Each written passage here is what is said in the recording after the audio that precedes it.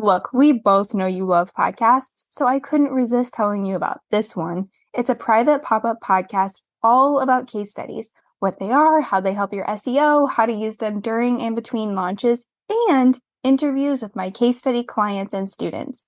Find Why Case Studies only at the link below and only until October 1st. The reason that you're telling stories is to set yourself apart.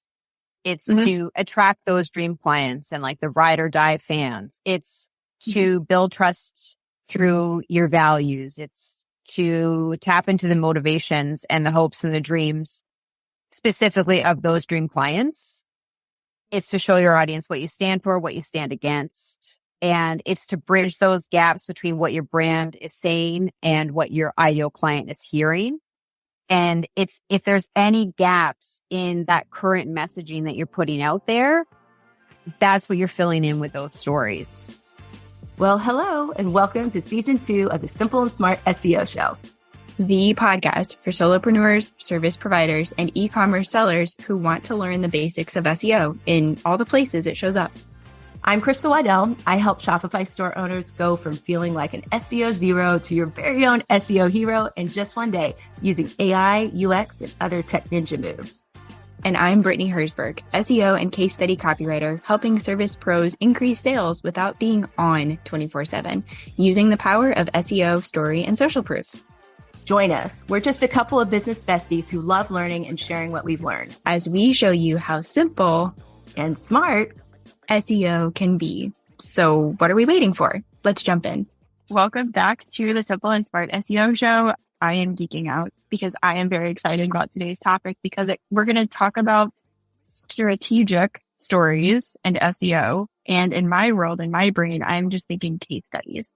So we're going to get to deep dive on all of this stuff with Emma and Crystal. And are you guys ready? I'm so excited. Ready. Yeah, I'm ready. I'm ready to learn because I have no idea what you guys are talking about. And stories and keywords, all the cool things. All right, Emma, will you tell us a little bit about who you are and what you do in this big wide world? Yes. So I help brands with distinct voices and distinct point of views, create messaging that builds an indisputable argument for why people should trust you, pay attention to you, tell their friends about you, and buy from you. And so that includes messaging and strategic storytelling. We spend so much time as copywriters and just service providers, like helping other people. And so I found it really helpful to go in and just carve out time to work on my own stuff. I don't know if you felt the same. Yeah, I feel like I always forget what that thing is, the cobbler who has no shoes. I think that's like the same. And I have spent so much time helping people who have lost control and have super chaotic messaging. I've worked with Hillary Weiss quite a few times. Cool. Every time I have a big turn in my business, I've worked with her to really bring everything back and make things cohesive and nail down kind of my positioning and my differentiation. But I found Marissa's program really helpful for that as well, just because, I spend so little time working in my own business that things fly off the rails. I know about that life.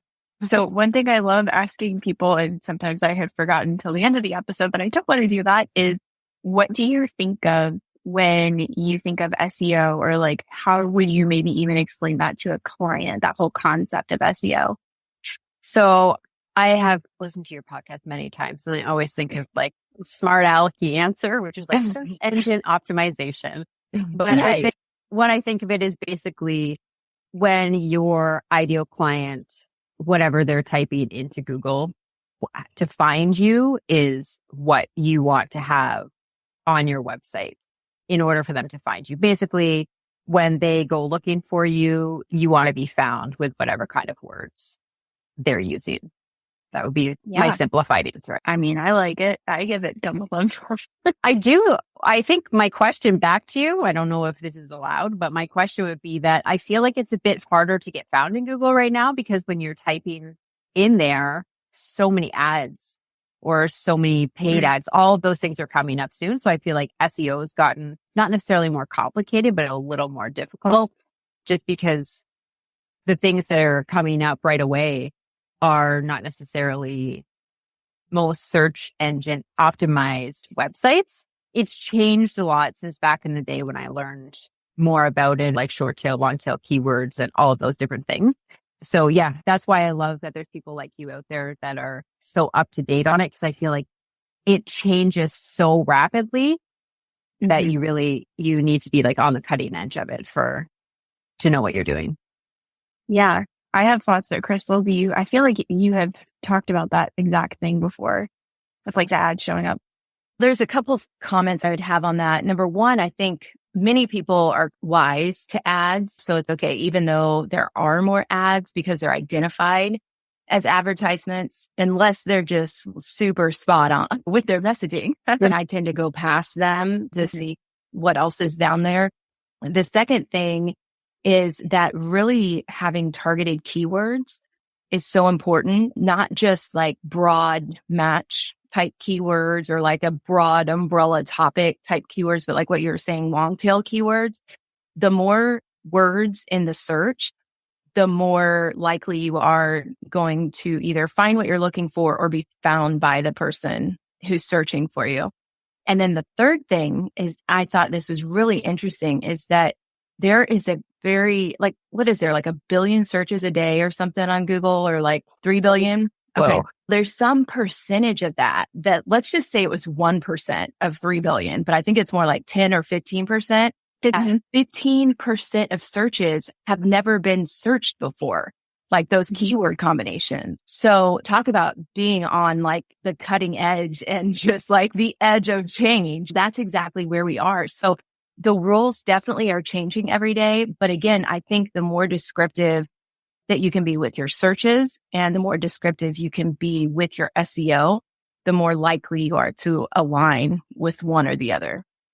Interesting. So do you think that with people turning towards AI to find their SEO, there's all like the rage of use ChatGPT for your SEO? I just feel if we need to get that specific to get found, or that's going to give you the advantage to get found. I have a question back to you. When you say use ChatGPT for your SEO, what element of SEO are we talking about here? If someone's going to use ChatGPT for SEO? Yeah. So to look for your keywords or your long tail keywords, or to use that as your assistant as opposed to hiring someone to do your SEO. I feel like whether you're a copywriter or you're an SEO expert or you are a social media expert, there's all of these things that is out in the internet sphere that people are saying to replace, not necessarily replace you with, but that you can use ChatGPT to help you along the way as opposed to hiring an expert to do that. And I would love to know what your opinion is on that as an SEO expert, because I have so many opinions as a copywriter. And I'm just curious what you think as an SEO expert for those types of things. Do you mind if I go first? No, you go first. Okay. I'm taking notes. Okay. So the first thing I would say is ChatGPT, Jasper, which is my copywriting AI tool of choice. Those are tools to help you with steps in the process. They don't replace the process. And I think that's where a lot of people get tools confused in general, no matter whether it's an AI tool or it's a calendar tool or whatever. It's, I'm going to get this tool and all of a sudden it's going to do my job for me. And it's no, you have to manage the tool and you still have to manage your processes or whatever. So that's my first thing is, look, there are so many elements of SEO. And let me just tick them off, just starting from the top. We've got our URL slug. We've got H1s, we've got H2s, we've got our main keyword, we've got secondary keywords, we've got meta descriptions, meta titles, on-page optimization, internal linking, external linking. There's no way, or maybe there is, I don't know, just try it and put all that stuff in ChatGPT and tell it to spit you out something for whatever you're working on and see what happens. Maybe that's coming down the pipe. I don't know. But my point is there's so many elements of SEO that if someone wanted to use a ChatGPT or a Jasper to cover the gamut, it's just not going to work. It's not going to make sense. And part of it will be that person probably doesn't know all of the elements of SEO. And so therefore doesn't know what they're not even doing, because you can't do all of them at one time. So that would be my case there for that. And then the second part of it with AI, I use Jasper.ai and Surfer SEO every single day. Like I've been blogging almost every day for the last week, and I write a blog a day, and I do it with Surfer and I do it with Jasper, and I use Jasper constantly to write SEO meta descriptions, because that is, I think, one of the best use cases in my world for a Jasper or a Chat GPT. I'm guiding this software and I'm optimizing what I'm writing more than anything. And so it's just a tool. So hopefully that kind of ties up some of that for my end. Yeah. So I wholeheartedly agree with what you said. And I think there's a couple different things I want to touch on with going backwards a little bit to the long tail and short tail keywords and feeling like it might be more challenging to rank for certain keywords. I like thinking of, or the way that I like explaining it to people is that you could be a big fish in a little pond, or you could be a little fish in a big pond. So if you're looking at trying to rank for a keyword that's, let's just say, I'm going to throw jargon out there, has a search volume of 12,000, that means that on average each month, about 12,000 searches are being done for that keyword. That's a lot. That's going to make you a very small fish in a very large pond, and you're going to get lost. But if you can have, like Crystal said, you're putting more words into that phrase, having the longer phrase be typed in, you're going to end up showing up for search volumes that, again, might be 0, might be 10, might be 20. That's going to make you a bigger fish in a smaller pond. Makes it easier for you to rank, easier for you to stand out, easier for someone to go, oh, I like what they're saying. Let me check this out, and actually go and click on the article and possibly down the line convert into a paying person. So that's one thing. And then for the AI tools, I haven't seen anybody use AI to find keywords. If they are, that would be interesting. But again, like without the background knowledge of SEO and keywords and like what you need to look for and elements to look at, I think that's really challenging to use a tool like that to find keywords. I find that it's easier for people to, and this is something we just talked about in the blogging with SEO email course that I put out there, was showing up to those tools with keywords actually makes it easier.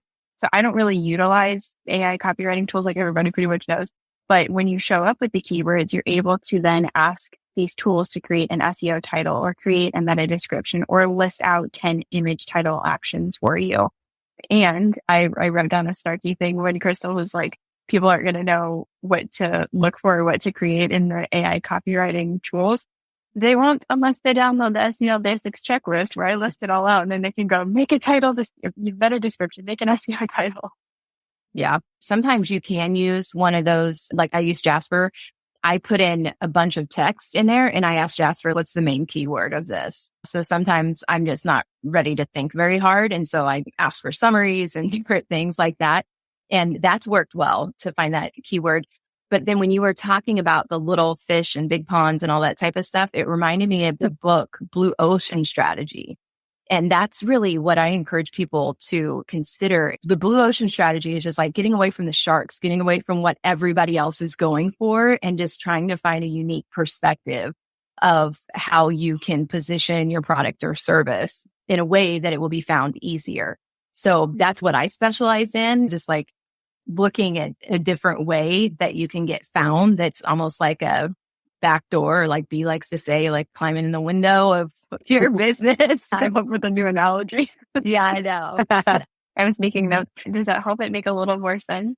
Yeah, 100%. Yeah, we could riff on that for hours. We Get me could. started on like a Chat GPT or Jasper And then conversation. we've lost her. Yeah. I'm excited to bring it back to case studies and stories. So I'm like dominating this one.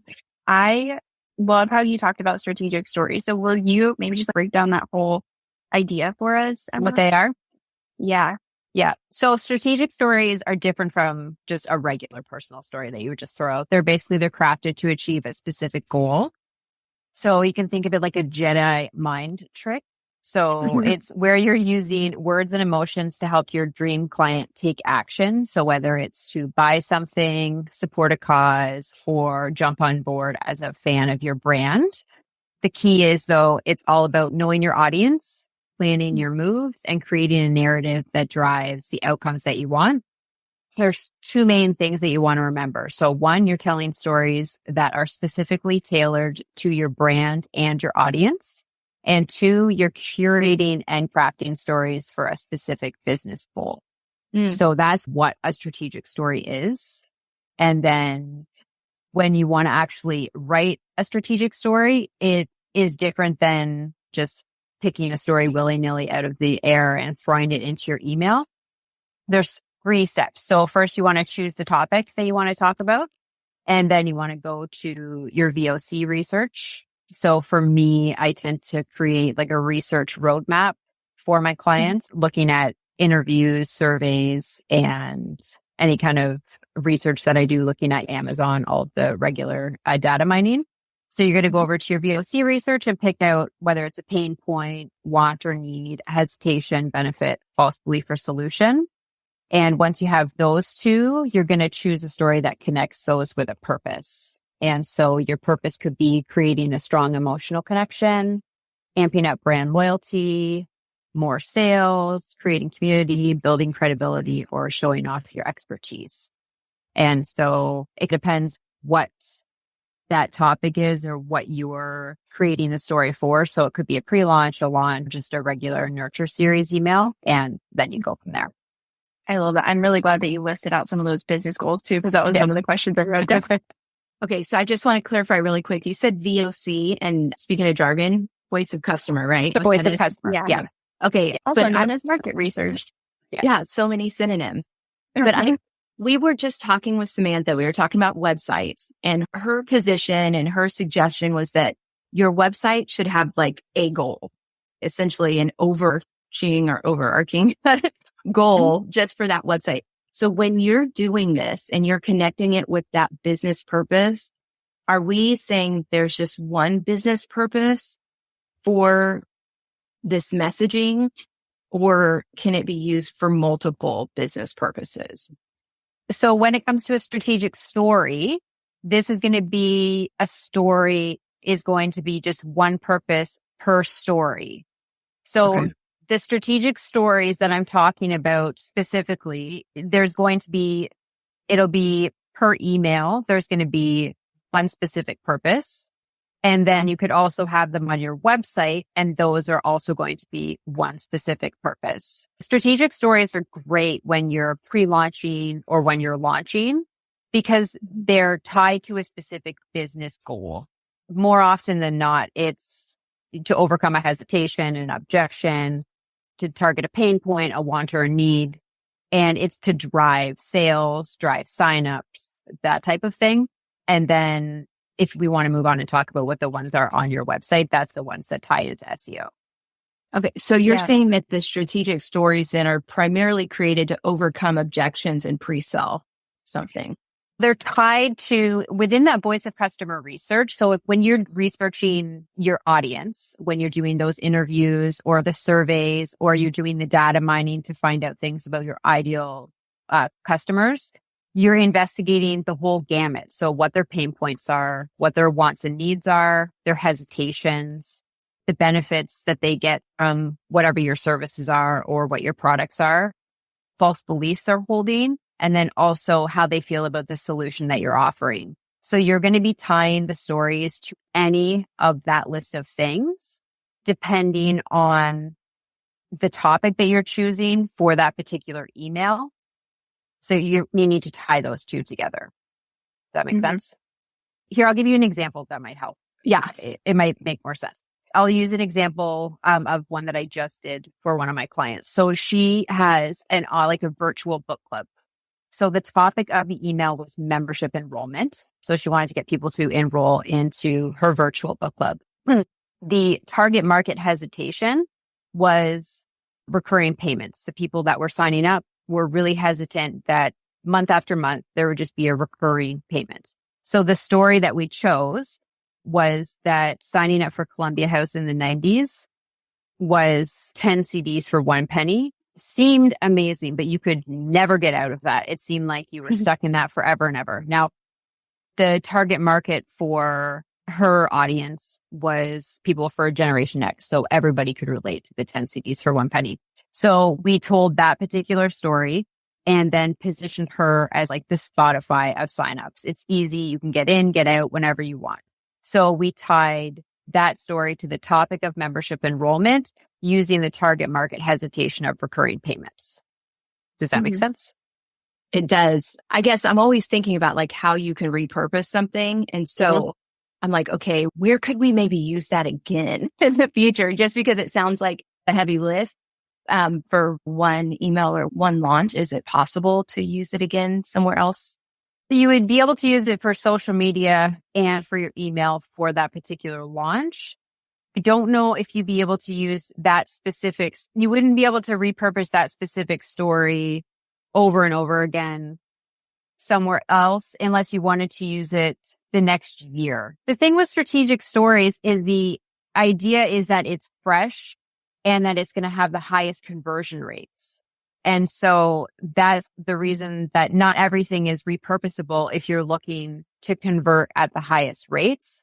And the only way you can do that is if you're checking in with your audience and you're filling in those missing gaps between what you're saying and what your audience is hearing. So if you're constantly repurposing the same stories on social media and in your launches, you are potentially missing out on a huge gap because people's wants and needs and pain points change year over year. And if you're not checking in with them and you're just repurposing the same stories over and over again, it can potentially affect your launch because those things are changing. Like I've noticed over the past few years that people are still using the same launch stories from 2019, 2020 in 2023.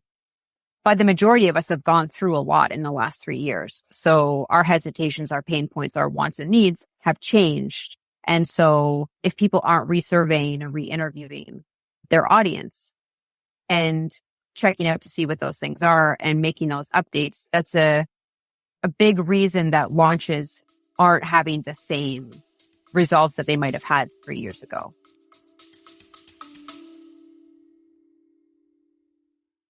It's here. The doors are open. The most comprehensive case study training program for solopreneurs and copywriters is back. You've heard me say it.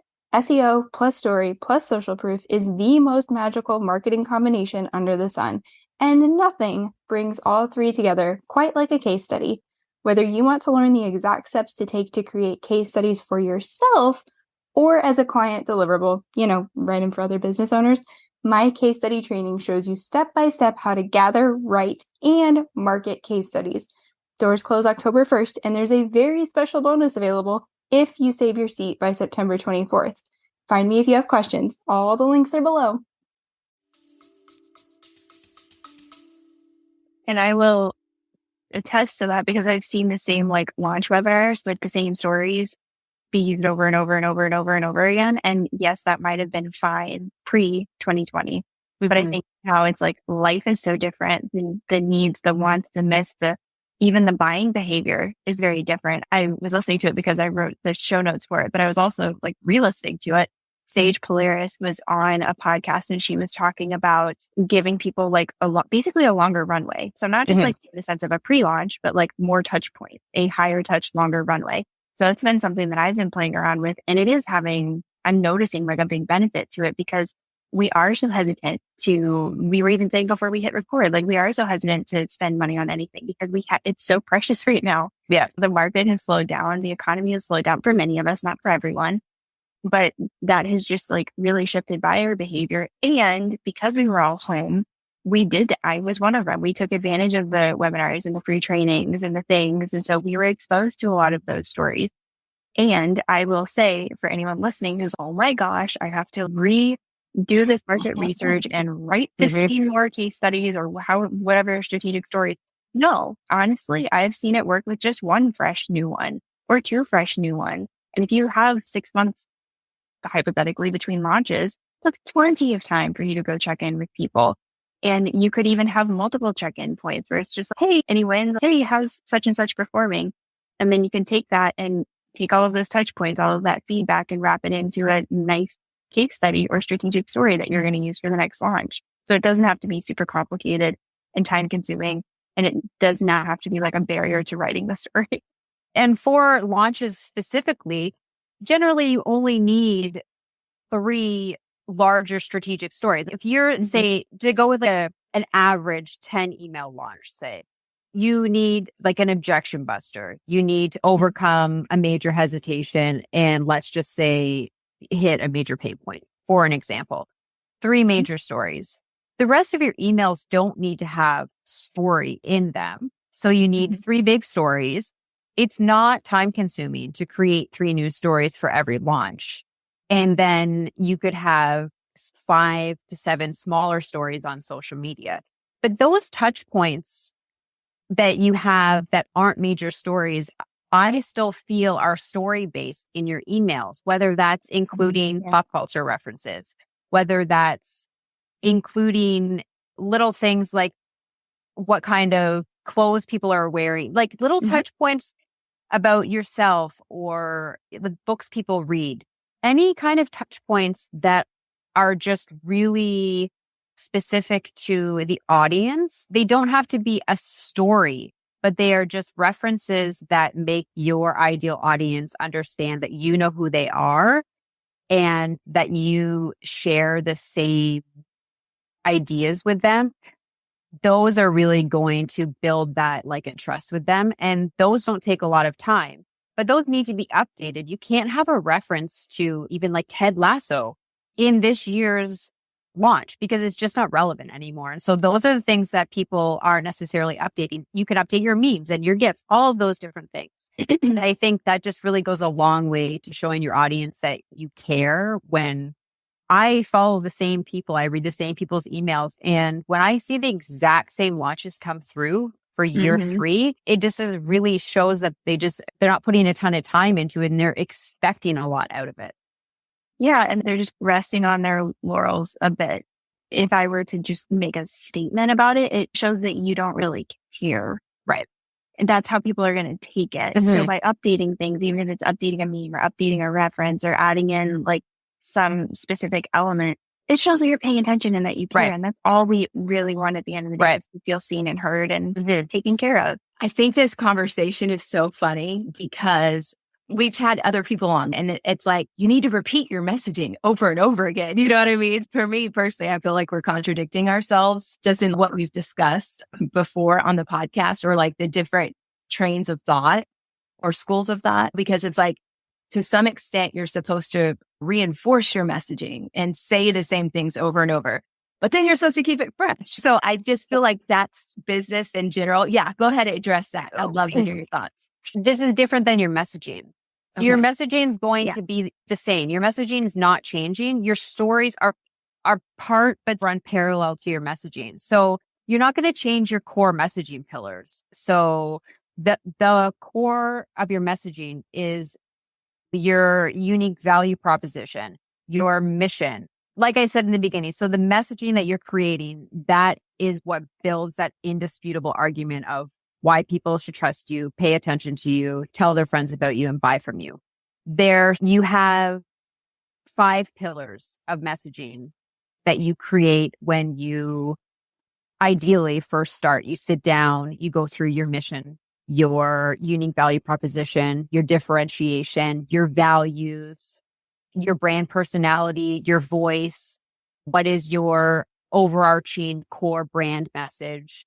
And those are the messages that you are continually putting out on social media. That's how you create your website copy. That is ideally what you're speaking about on podcasts. That's what you're pitching to media, all of those different things. Those are the messages you are always putting out over and over and over again.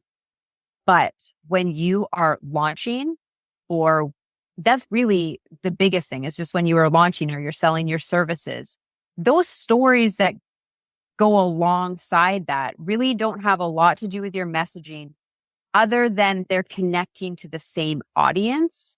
It's not the same as your messaging. I would say it's not the same because it's taking into account your ideal audience, the topic of the specific email, and the pain point, the want, the need, the hesitation.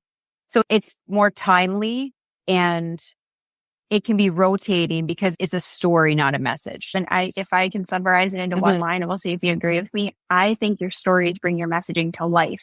So your messaging is just like over here existing. It's going, you're repeating stuff and you're driving certain points home. Your stories enable you to be like, here is my brand voice. Here is my unique value proposition. Here is a complete example of like me helping someone and walking them through my framework. Would you agree with that? Yeah. And it's the reason that you're telling stories is to set yourself apart.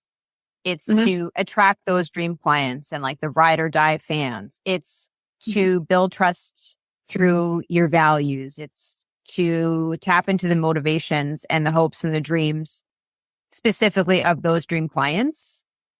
It's to show your audience what you stand for, what you stand against. And it's to bridge those gaps between what your brand is saying and what your ideal client is hearing.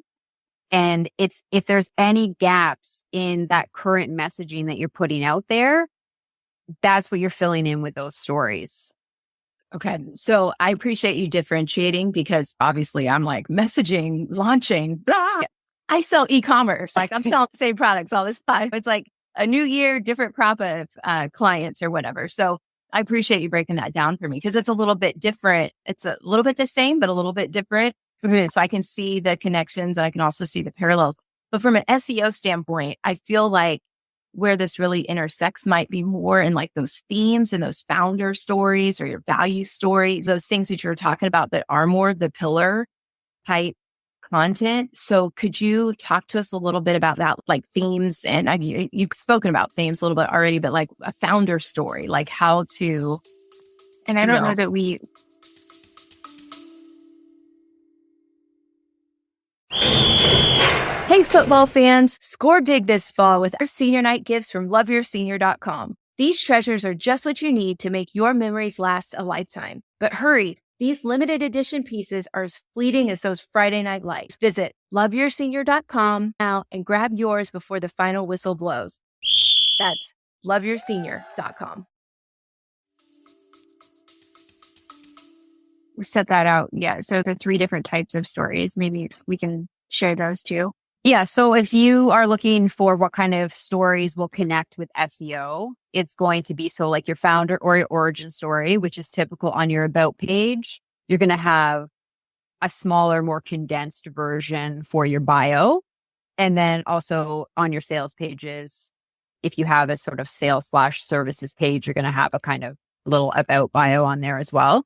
And then as both you, Brittany, and I love the stories that stick, Kendra Hall talks about your value story. So that bridges the gap between your offer and the people that need it. And its purpose is to capture the attention of your ideal buyer and convince them that your offer is the solution. And so it's to transform them into believers. So that could be on your services page or on your sales page. And then the final one is your client stories and case studies.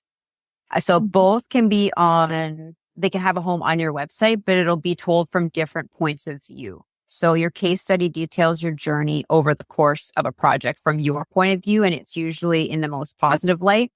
Whereas your client story is told from the client's point of view, as Kendra Hall talks about it, like normal, explosion, new normal. It's like that 3-point arc framework, but it works to your benefit to remove the rose-colored glasses because it makes you more human. You want to put all the details in there. So any embarrassing moments or any quote unquote negative points in there, because when people come to your website and they're looking at a client journey, if it was amazing, everything was great.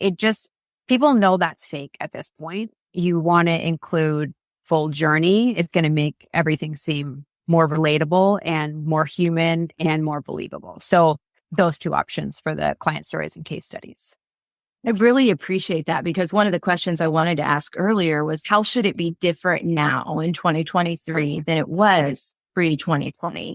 And I think you just hit on it. And I've noticed this a lot more even on social, just people talking about like their problems or not having a successful launch because you don't hear about those things. If you hear about somebody having a failed launch or whatever, oh, that was when I started, or that was like 10 years ago or 5 years ago, the first time I did it. Now I did it 50 times and everything's perfect. So I think that's just a really great insight to like, hey, things are changing in the presentation. Yeah. And I do think that I just wanted to like make this side note. I do think that there's a difference between boohoo, woe is me, life sucks, and here's this very real thing that happened to me. And maybe what I learned from that or how I incorporated something different into it, like the next launch or into the service that I offer. There's a very big difference There there. is. Yeah. And I think the other thing that I was reading a lot about when I was reading Stories That Stick. And then I found my way into this other thing. It's referenced as community storytelling.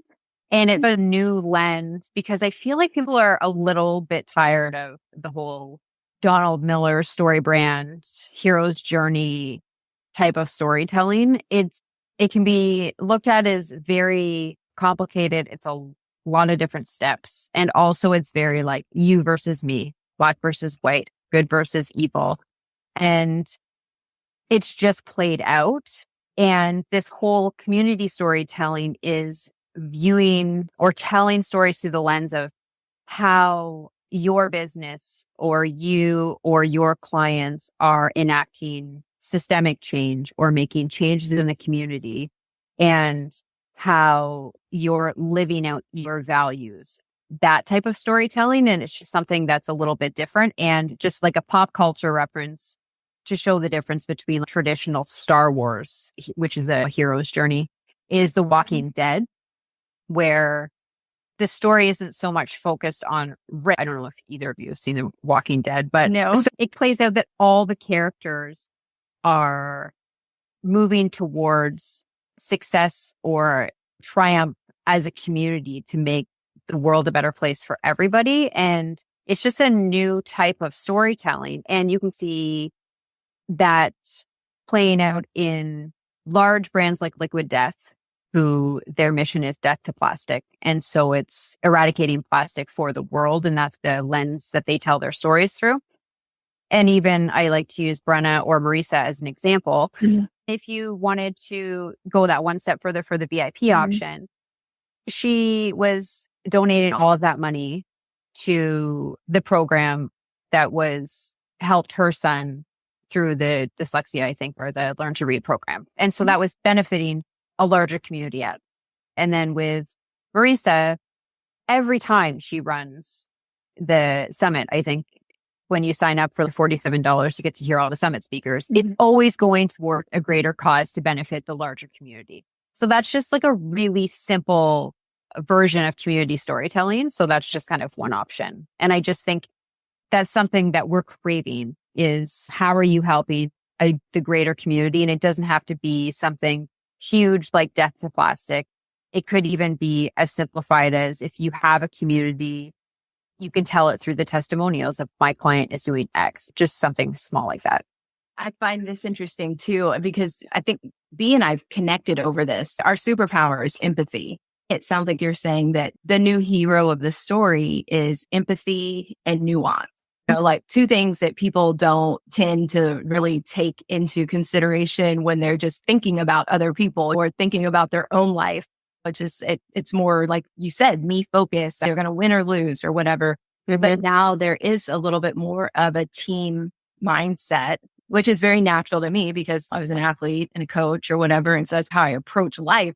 But it's interesting because like when you have that mindset already and other people are just now picking it up, to me, it's not anything new. You know what I mean? I'm glad that people are actually thinking about each other before they make a decision. You know what I mean? But I guess that's definitely a step in the right direction. But to me, it's just common courtesy of humanity to have some empathy and appreciation for nuance. And so I really like that. I think it's a interesting perspective. And I would even add impact. So it's like empathy, nuance, and impact. And it's like how those are all tying together. I love that. That's our tagline. I'll take that for my website. Thank you. I'm curious though, like how would you actually create that community story? Because is it just in the fact of Brenna saying that, hey, all this money is going to Learning Ally if you bump up to the VIP option, or is it something more robust than that? No, it's even just the way she told the story on that page, right? She told the story through the eyes of her son. So that was the story. This is what my son experienced. This is how he got help. And this is how you can now help the community further. But this is what you're getting out of it. No one believes the story of I did X and now I'm making X Right. But we're still seeing that all the time. It is this easy for you to create your digital course and you're going to have all this passive income that is still being sold to us every single day. And it is not that easy. And it's being sold by, I think, the people who are resting on their laurels. I think that in some capacity, and I don't like making sweeping statements like this, but in some capacity, people get to a certain point where they're very successful and they lose touch.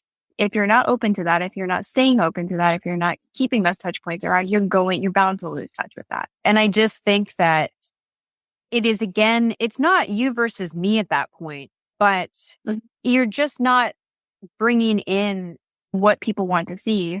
Right. You like you said, you really just lost touch with the majority of people, because as soon as someone gets into your orbit and they see that what you've done is just not applicable to the majority of people, you're not living the truth at that point. And people want you to be honest. They want you to live out your values.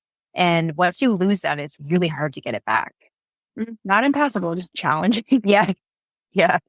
I remember the first time I realized that, number one, an email response was not coming directly from a person. The messaging was so good. It spoke right to my heart. But I'm like, this is amazing. And I'm like, thanks for the email. And it's, your message has landed in our inbox and the computer will eventually tell you to whatever. You know what I mean? I was just shocked because I was like, oh my gosh, the person's not on the other side of the computer waiting for my response. And it seems so silly and just naive now. But that's the power of great messaging, if I'm using the terms correctly, because I felt so like genuinely cared about and loved. But the fallout of that was like, oh, I will never be duped like that again. In that moment, I grew up and realized what was going on. And then I could recognize it from all sorts of different people who were selling things online.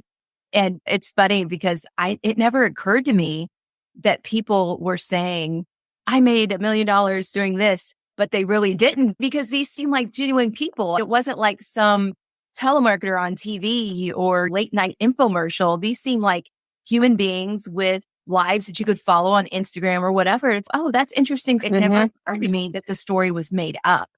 But in those moments when you realize that either it could be or that it was, those are really devastating moments. It makes you wonder, do I even want to have a business in this realm? Because it just feels so gross. I have had all of those revelations as well.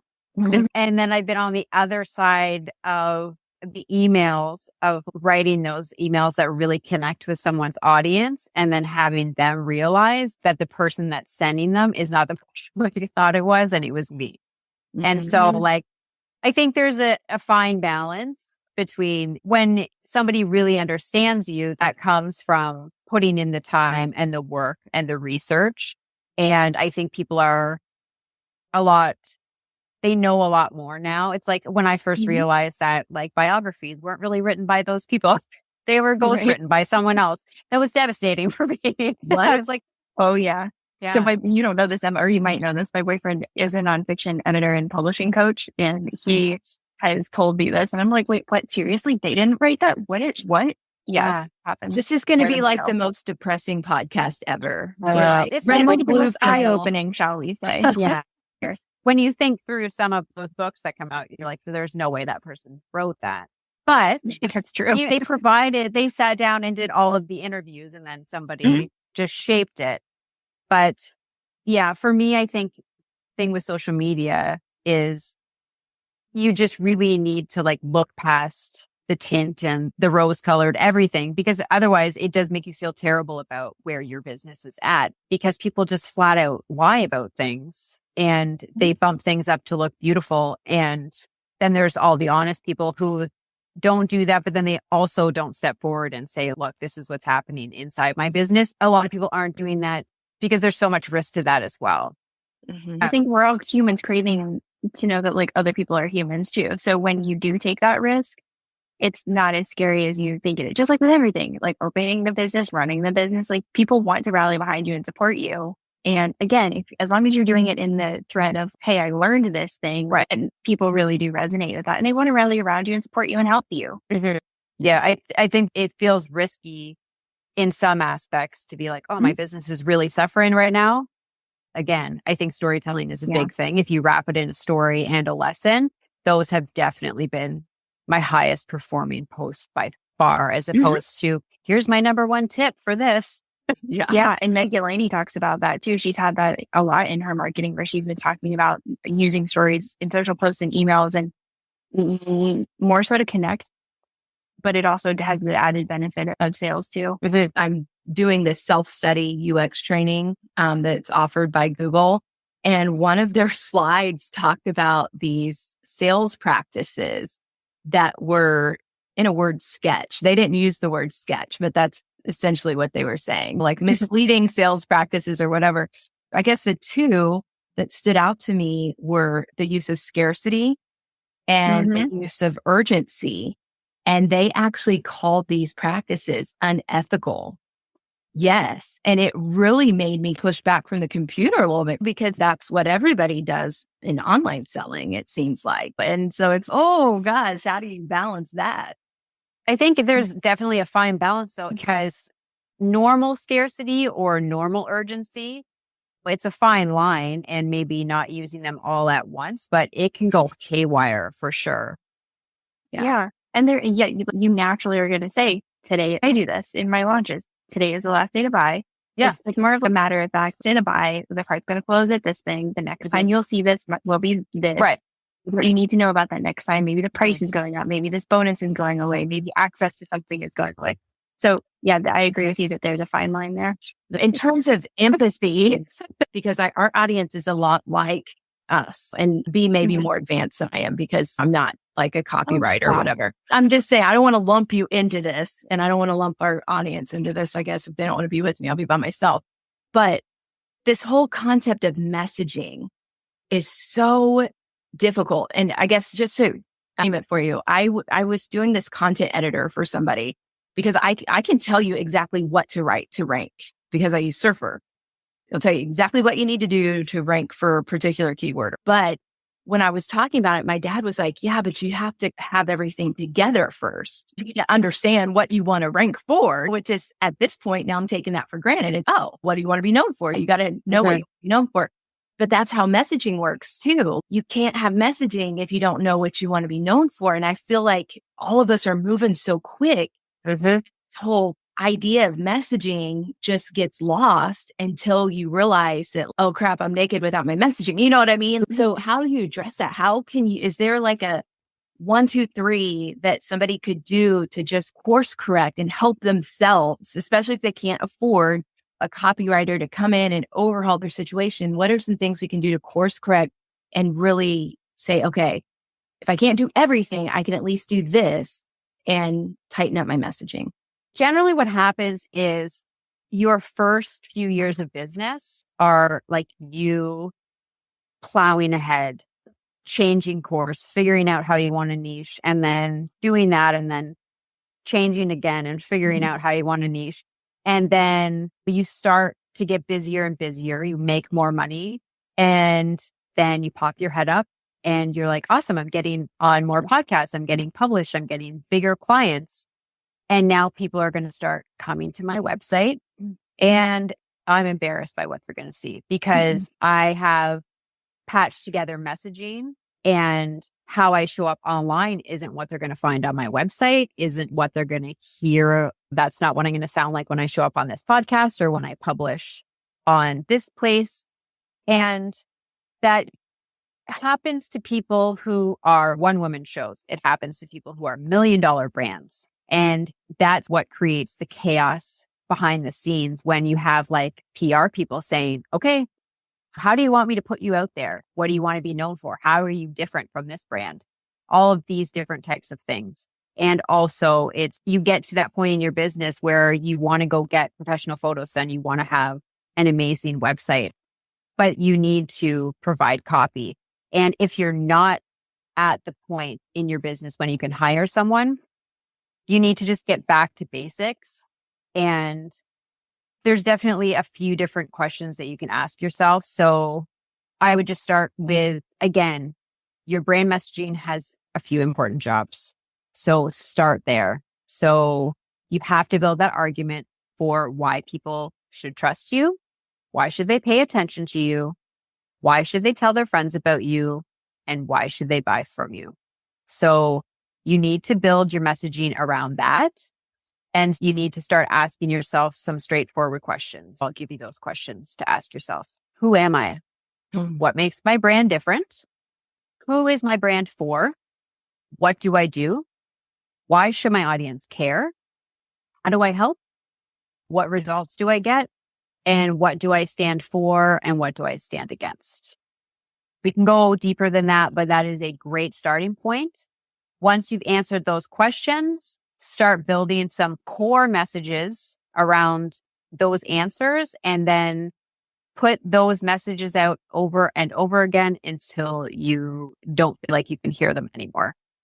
Okay, core messages. Is that like the pillars that you were talking about earlier? Yeah. So basically, I like to really simplify things. Like when I sit down with a client that I'm going to do brand messaging for, we're going to go through everything. So whether it's like your mission, your UBP, your brand champion, your values, all of those different things, it's going to be like a really great branding document, like a messaging playbook that you're left over with. But if you don't have time to sit down and go through all of those things, answer those questions, and then create a document for yourself that says, who am I? Why should my audience care about me? How do I help? What results do I get? And what do I do? Say those 5 different things. Under those 5 headings, start putting together messages that answer those questions that are formulated in your voice, vibe, and personality. So it really encompasses what you want to put out there into the world. And then those core messages that are answering those questions, those are the messages you're going to be putting out onto social media over and over and over again. And so you don't need to have 45 messages. You can just have 3 messages under each of those questions, and you can just keep rotating those out. Maybe it was Shannon that put it out there. It used to be 8 times people need to see your message, and now it's 100. It's something ridiculous. Like there's so much content out there that you could put the same message out every day, and the majority of the people that follow you aren't going to see it. So you're going to get super sick of seeing it, but no one else is going to. So you don't need to have, a crap ton of different messages to put out there. It just really needs to, again, build that argument for why people should trust you, pay attention to you, tell their friends about you, and buy from you. As long as you cover that, it's a really great start before you can hire somebody to put it together for you.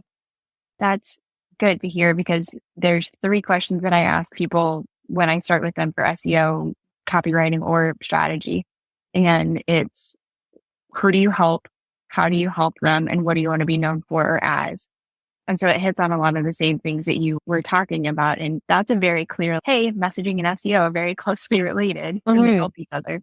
Yeah. And it also, if people are wanting to use ChatGPT at all for creating outlines for emails or outlines for social media posts, you need to have a really solid understanding of your messaging, your voice, your personality, your target market, all the things that are going to be in like a brand messaging playbook. If you can put all of those different things into ChatGPT before you ask it to create something for you, you're going to get a much better outline, much closer to what you sound like and what's going to be enticing to your ideal client if you're putting those things in first.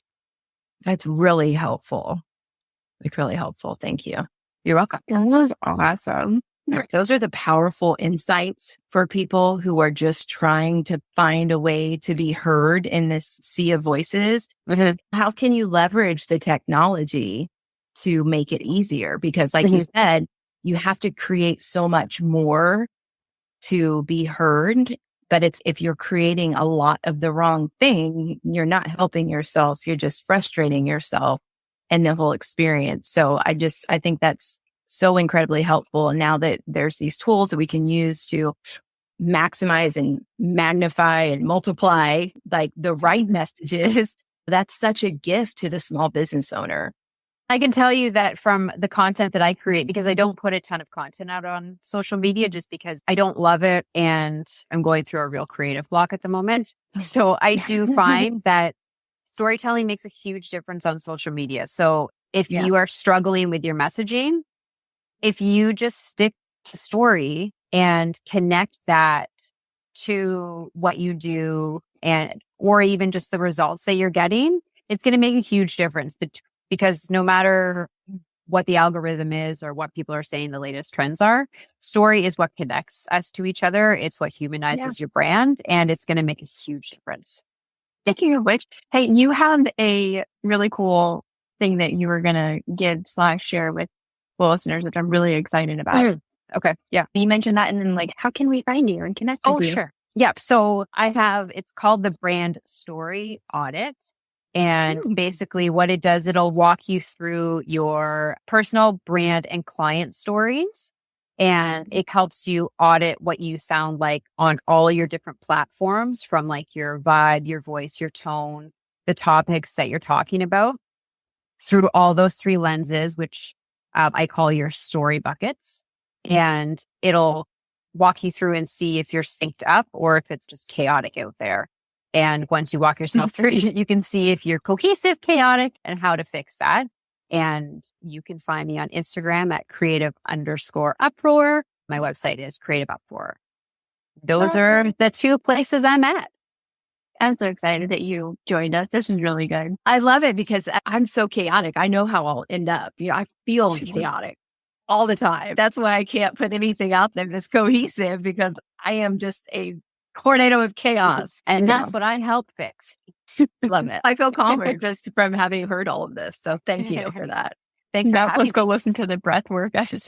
Oh, this was awesome. Cool. Thank you. Thank you so much for having me. Thank you. So nice to meet you, Emma. Yeah, you too. Thanks, guys. Thanks for joining us today. If you like this info, subscribe before you go, so you never miss out on something related to SEO. See you next time.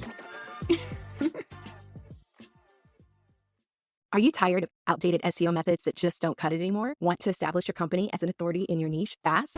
This is Crystal Waddell, and I'd like to introduce my content audit service. This is where I analyze your content, identify areas for improvement, and turbocharge your online visibility in just a few steps. Say goodbye to mediocre rankings and hello to the top of the search results. Visit crystalwaddell.com/content to take advantage of this special offer. Level up your SEO game with my content audit service and dominate your niche today. Time is ticking. Go to crystalwaddell.com/content. Crystal Waddell is not responsible for any sudden increase in website traffic or envy from competitors. Results may vary.